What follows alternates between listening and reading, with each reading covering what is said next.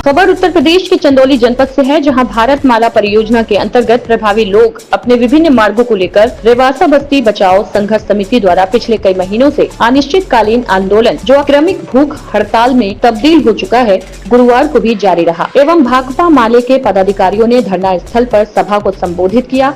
वहीं आंदोलनकारी संजय यादव की गिरफ्तारी के विरोध में बुधवार को चंदौली में कई जगहों पर आंदोलनकारी से दुर्व्यवहार का आरोप लगाते हुए उप जिलाधिकारी PDDU नगर अनुपम मिश्रा का पुतला फूंका गया। गुरुवार को क्रमिक अनशन पर बैठे लोगों में प्रमुख रूप से मीना, चांदनी, ज्योति, गीता, विमल, सुशीला आदि प्रमुख रूप से सम्मिलित रहे। शौर्य न्यूज के लिए चंदौली से संतोष अग्रहरी की रिपोर्ट। पिछले दिनों हमारे एक साथी किसान महासभा के नेता रेवसा के हैं साथी हमारे संजय यादव को जिस तरीके से वहाँ के उप जिलाधिकारी महोदय ने जबरिया पकड़ करके गिरफ्तार किया, और सवाल इस बात का ये था कि पिछले 10 दिनों से ही रेवसा में हम लोग वहाँ के जो गरीबों को घर गिराए जा रहे हैं जयमाला परियोजना के तहत, उसके विरोध में हमारे लोगों ने पिछले 10 दिन से ही धरना दे रहा था।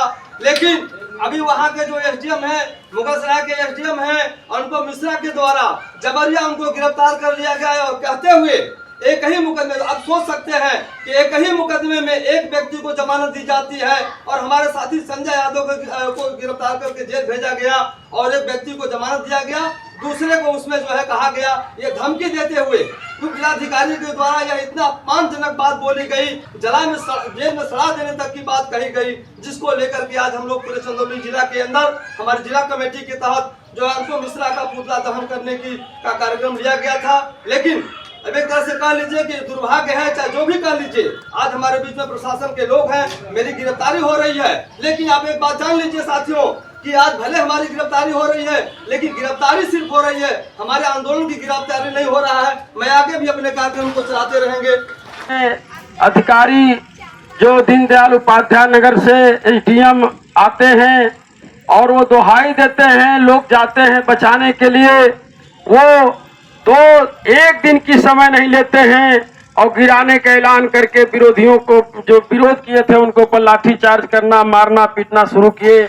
आप जानते हैं साथियों, लिस्ट बन रही है, 7 लोग को उजागर किए हैं केस के दौरान में, अज्ञान में रखे हैं पूरी बस्ती को, दलित विरोधी कुछ लोग को सोच है, चरित्र है।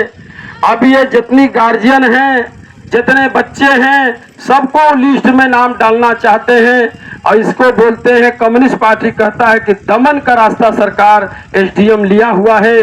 अपना परिचय बताइए। हमारा नाम मीना देवी है।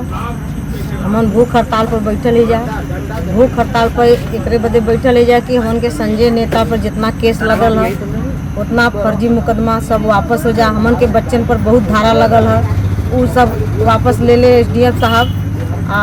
तब भी हमन के जब से जमीन ना मिली, पट्टा न मिली, तब से हमन अपन भूख हड़ताल का धरना हमन का जारी रखल जी। 30 अक्टूबर के बाद धरने का क्या माहौल था प्रशासन के? 30 अक्टूबर के बाद 31 तारीख को ऑटो में हारन बनवा के पूरे बस्ती में, तीनों बस्ती पर घुमवाए SDM साहब, और वो बोले कि कल परसों में सबका घर टूट जाएगा। और हमारे बस्ती के लोग जो बुजुर्ग हैं, जो ऐसे तैसे हैं लोग, सब लोग को डर पैदा हो गया। किसी हार्ट का मरीज है, कोई को बुखार है, कोई सुनकर बात सब डर गए हैं, और बहुत यहाँ पर हालत गंभीर चल रही है सबकी। वो डर के मारे कोई अपना सामान तोड़ रहा है, तो कोई अपना सामान हटा रहा है, तो डर का माहौल बन गया है। अपना परिचय देते हुए बताइए कि SDM साहब 5 नंबर को आए थे तो क्या कहा आपसे?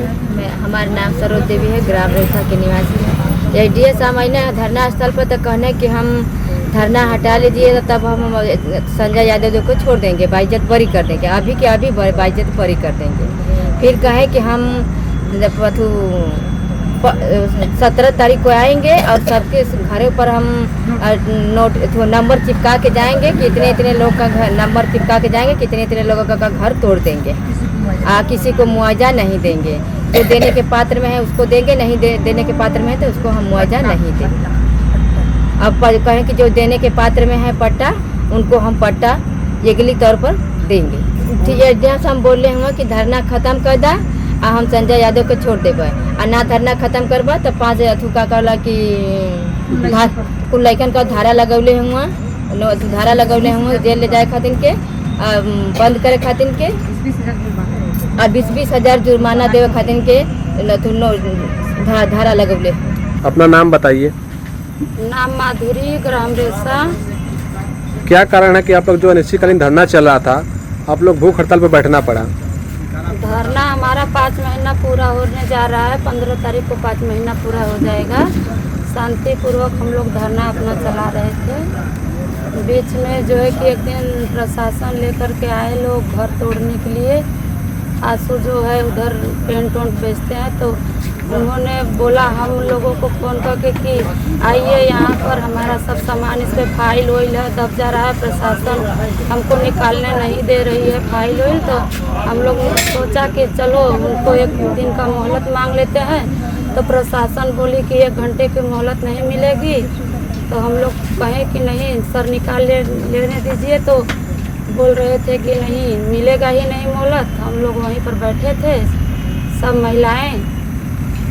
अब प्रशासन बोलने लगी कि जाओ, यहाँ तुम लोगों को कोई ज़रूरत नहीं, इसका सब पैसा दिया गया। तो हम लोगों ने कहा कि सर बस सामान निकालने का फुर्सत चाहिए हम लोगों को। तो प्रशासन बोल रहे थे कि कोई फुर्सत नहीं है, सामान तो इनको पहले ही नोटिस दे दिया गया था।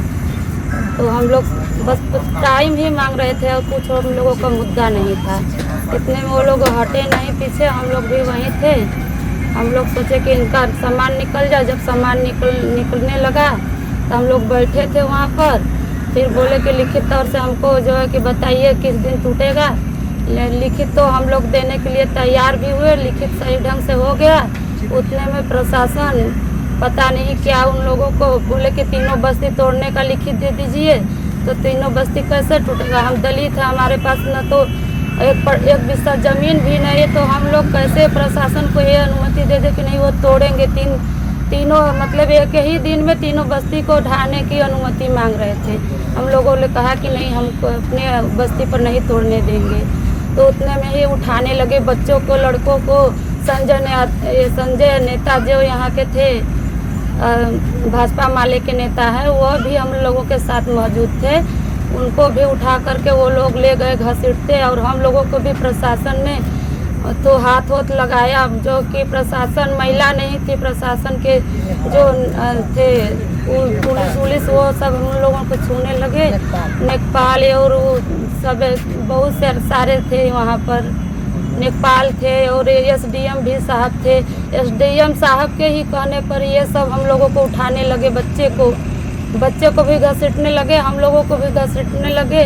उतने में कैसे करके हम लोग वहाँ से निकले हैं। और आज जो कि एसडीएम साहब कहते हैं कि नहीं पट्टा तो देंगे, फिर कहते हैं कि पट्टा देंगे ही नहीं, तुम लोगों के हम आवास में शिफ्ट कर देंगे। पट्टा देने लायक तुम लोग नहीं हो, तो पट्टा क्यों नहीं मिलेगा? हम लोग बस इतना कह रहे हैं कि हम लोगों को 1 बिस्सा ही पट्टा दे दिया जाए। हम लोगों को ज़्यादा मांग नहीं है।